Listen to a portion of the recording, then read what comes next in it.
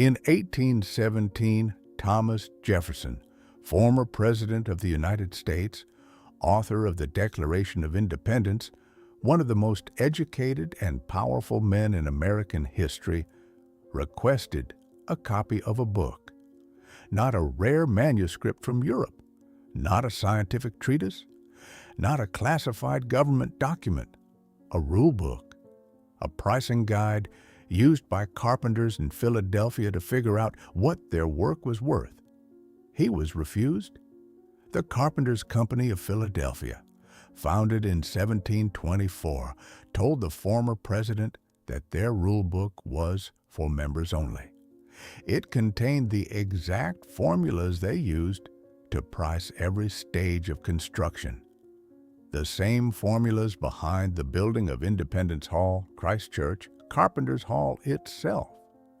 Thomas Jefferson, the man who personally drafted the blueprints for his home at Monticello, who understood architecture and construction better than almost any professional of his time, was not allowed to see a carpenter pricing guide. I spent a long time trying to understand why. What I eventually found had almost nothing to do with carpentry. It was about an entire economic civilization that existed before 1863, a civilization that did not require banks to function, a civilization that someone put considerable effort into dismantling, and a civilization whose disappearance explains almost everything strange about the world we live in now. I came to this research the same way I come to most things that matter, through something personal. My grandmother left me an oak rocking chair when she died, solid and heavy, made sometime in the 1840s. Nearly 2 centuries later, it still sits perfectly level. No wobble, no creak. Not a single joint has given way. I started trying to find out who made it. I wanted a name, a shop, a story. What I found instead of a name was a system.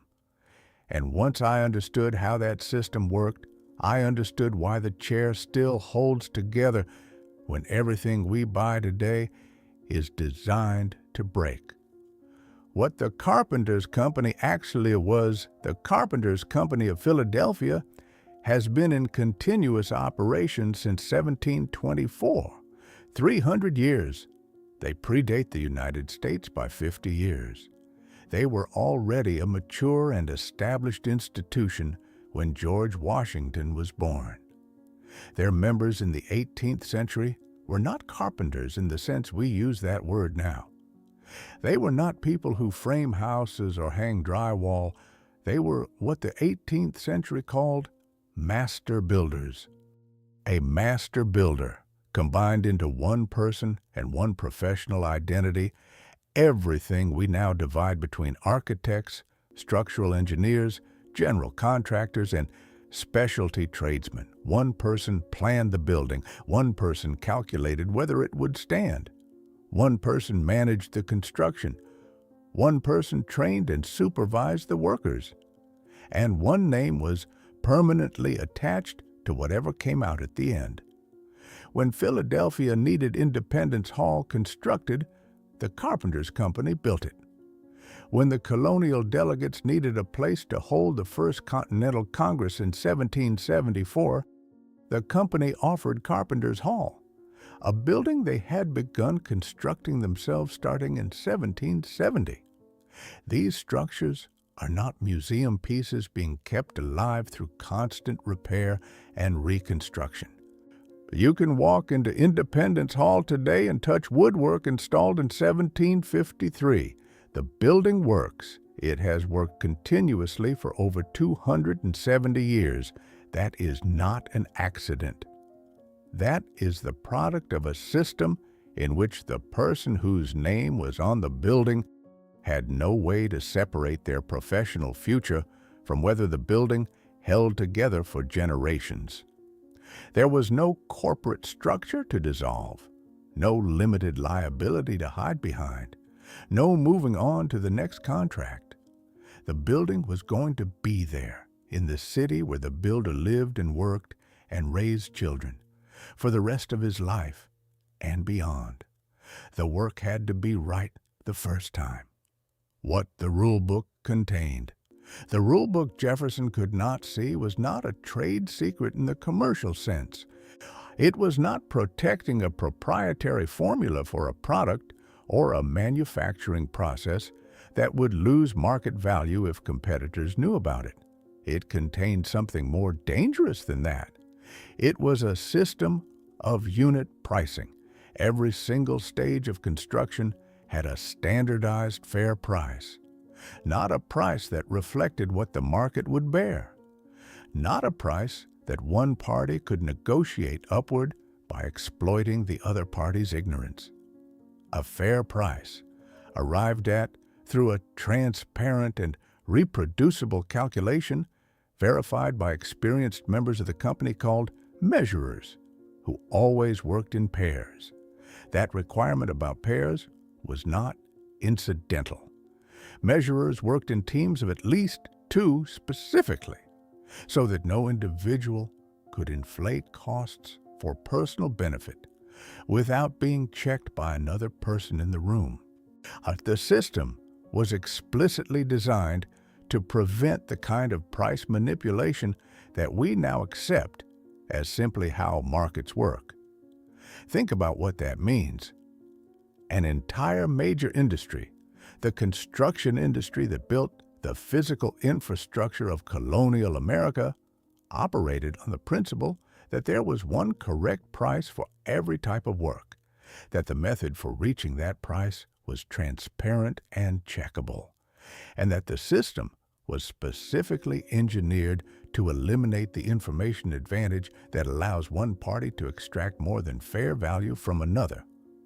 Today, we accept that contractor estimates vary wildly, that medical bills are impossible to understand in advance, that legal fees are opaque mysteries, that housing prices swing based on negotiating leverage and information gaps. An entire economy once ran on the opposite principle. Every person deserved to know exactly what their work was worth and exactly what they were paying for.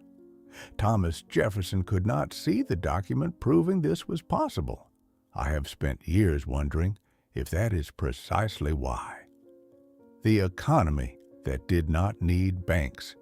Here is what the official version of American economic history skips past, because it does not fit the story we are taught about progress and modernization.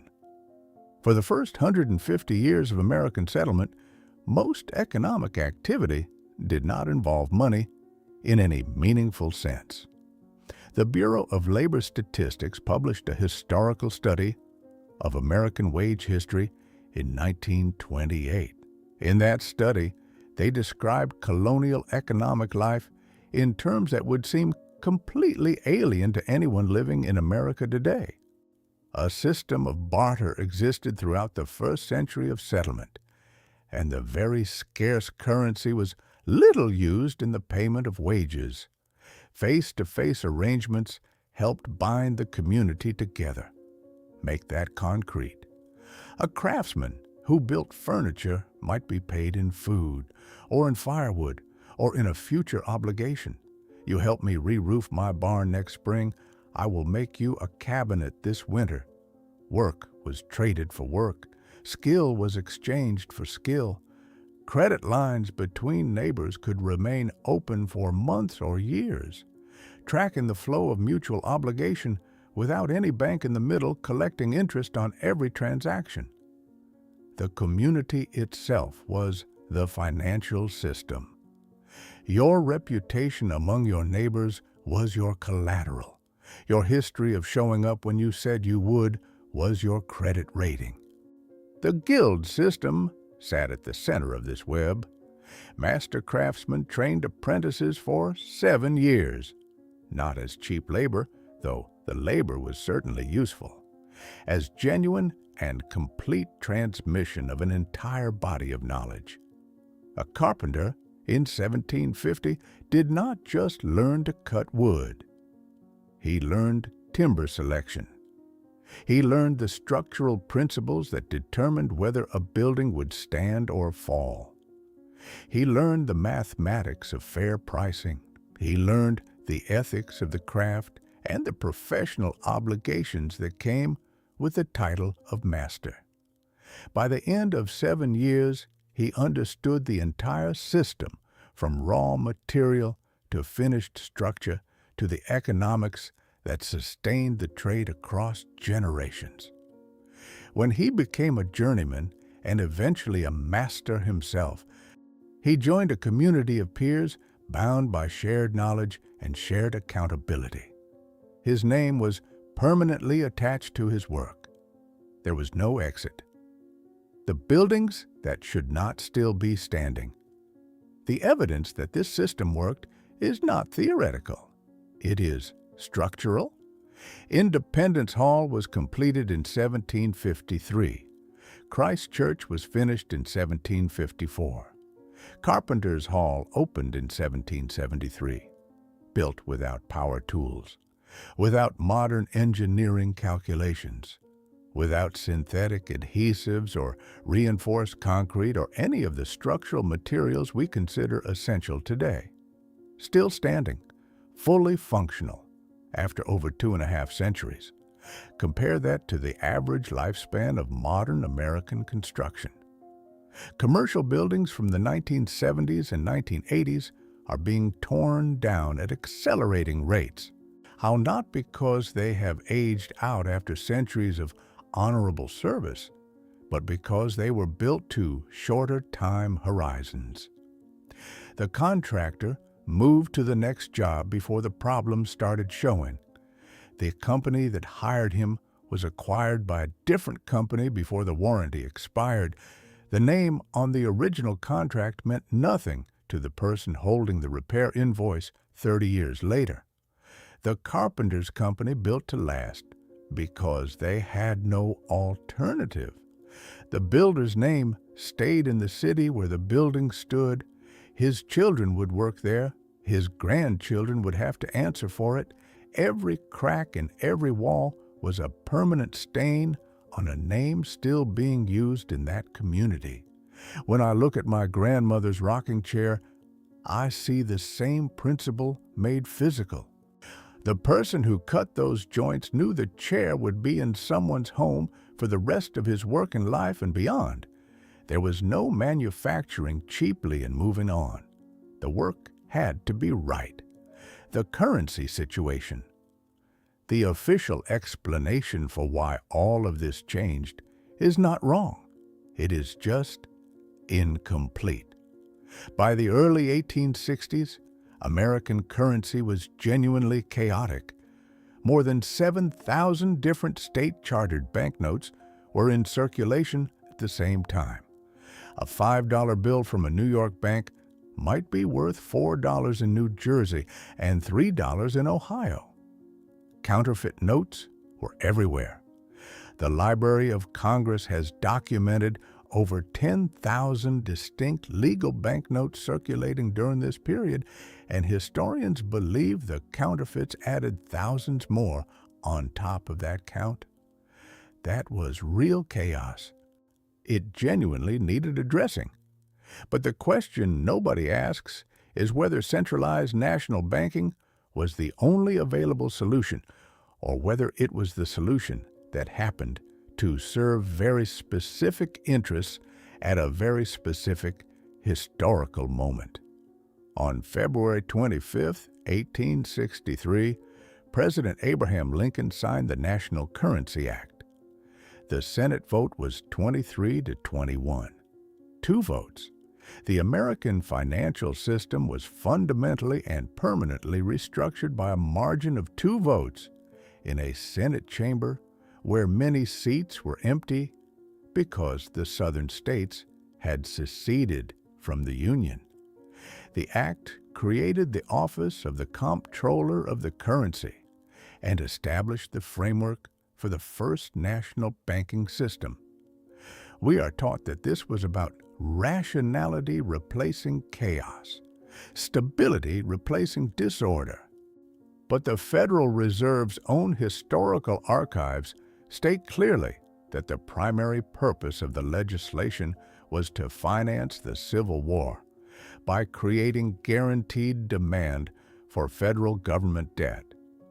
National banks were required to purchase Treasury securities equal to 1/3 of their capital. In return, they received banknotes worth 90% of those bonds. To issue more money, banks had to buy more bonds. The entire architecture of the system was built from the ground up to make banks into permanent buyers of federal debt. This is not a fringe interpretation. It is the stated legislative purpose in the congressional record, confirmed by the Federal Reserve's own published history. How the alternatives were destroyed. What happened in the 2 years following the National Currency Act cannot be read as anything other than deliberate elimination of the alternatives. In 1864, Congress imposed a 2% tax on all state-chartered banknotes. Local currencies that communities had been using for generations became slightly more expensive to circulate. In 1865, they raised that tax to 10%.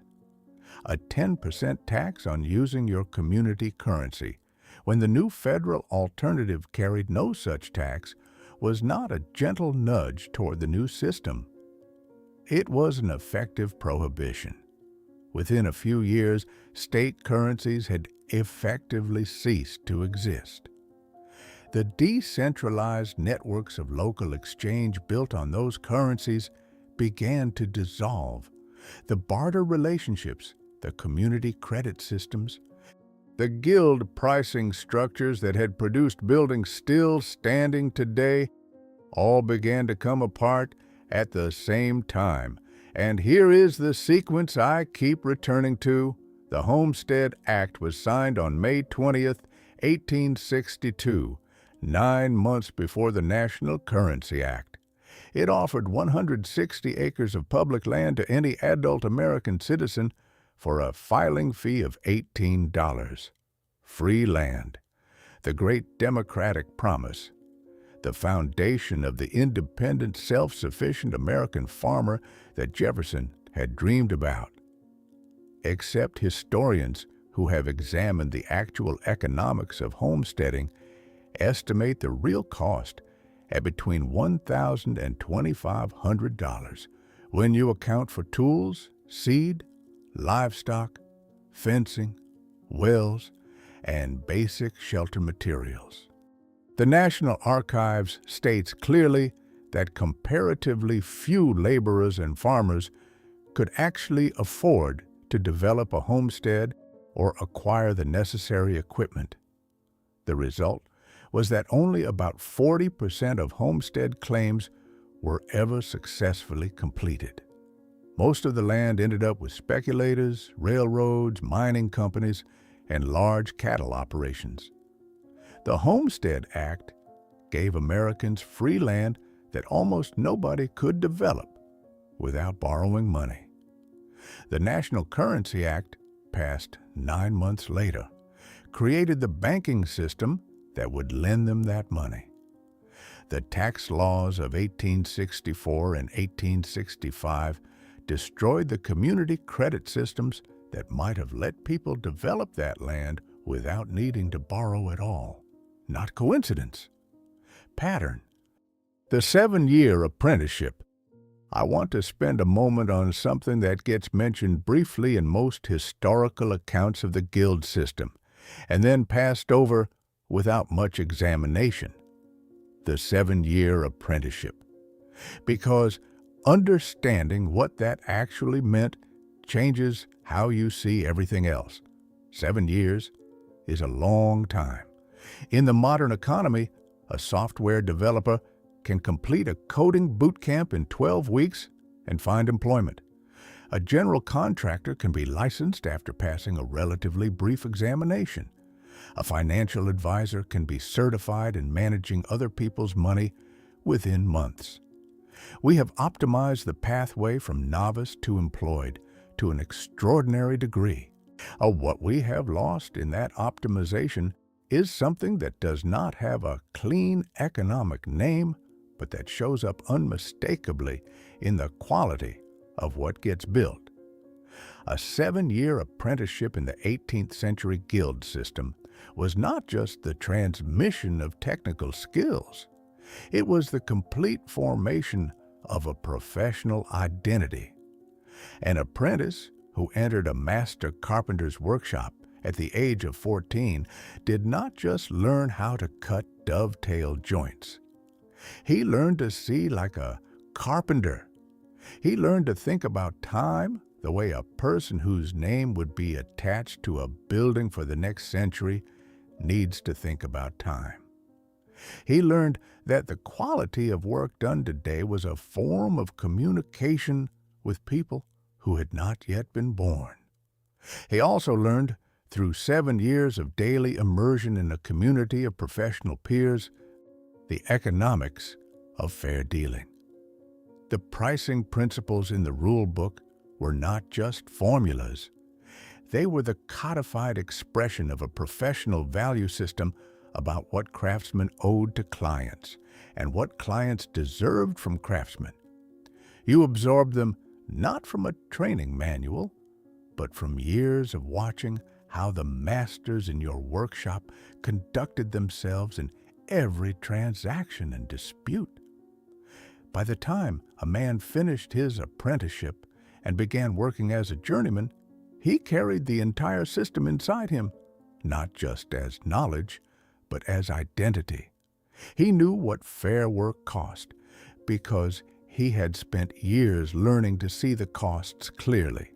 He knew what shoddy work looked like because he had spent years being corrected when his own work fell short.